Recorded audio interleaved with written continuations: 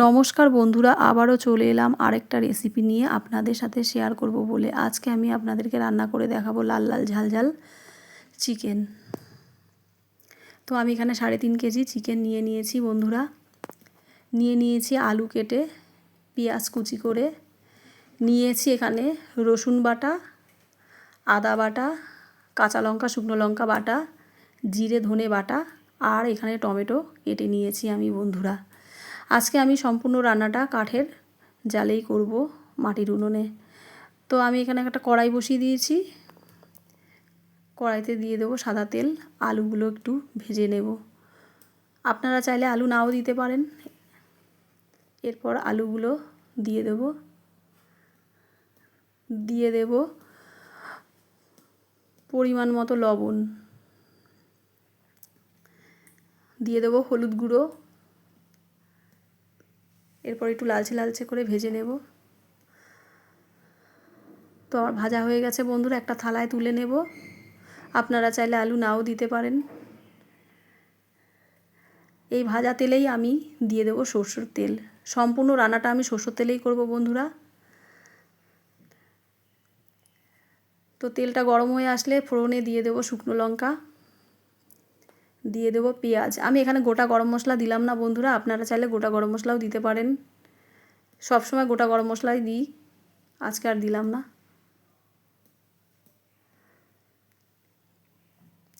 পেঁয়াজটা লালচে হয়ে আসলে দিয়ে দেবো রসুন বাটা,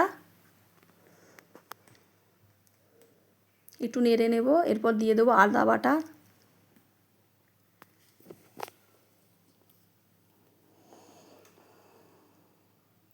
জিরে ধনে বাটা, সব কিছু ভালো করে একটু মিশিয়ে নেব।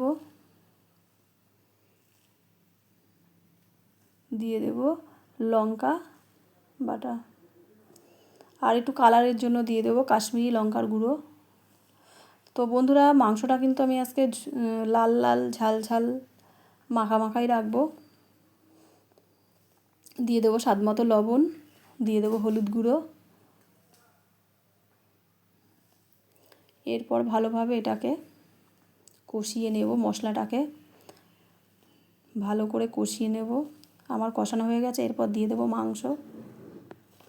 এক এক করে চিকেনগুলো সব দিয়ে দেবো বন্ধুরা। ভালো করে চিকেনটাকে কষিয়ে নেব।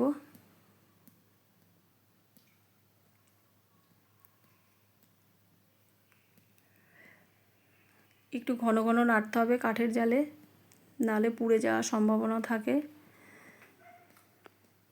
এরপর দিয়ে দেব কেটে রাখা টমেটোগুলো,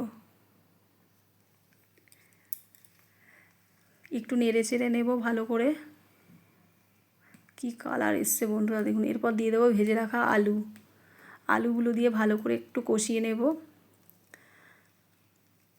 আপনারা চাইলে আলু নাও দিতে পারেন। এরপর দিয়ে দেবো গরম জল। আমি গরম জল করে রেখেছিলাম বন্ধুরা আগে থেকে। মাংসটা কিন্তু আমার কষানোতে অর্ধেক সিদ্ধ হয়ে এসছে, অর্ধেকের বেশি।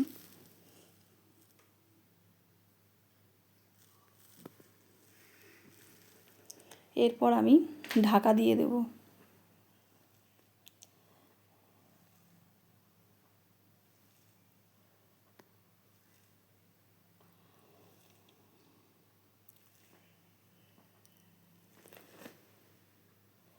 তো আমার মাংসটা রান্না হয়ে গেছে বন্ধুরা। এই যে কি সুন্দর লাল লাল ঝাল ঝাল তেল ছেড়েছে, কি সুন্দর দেখুন বন্ধুরা।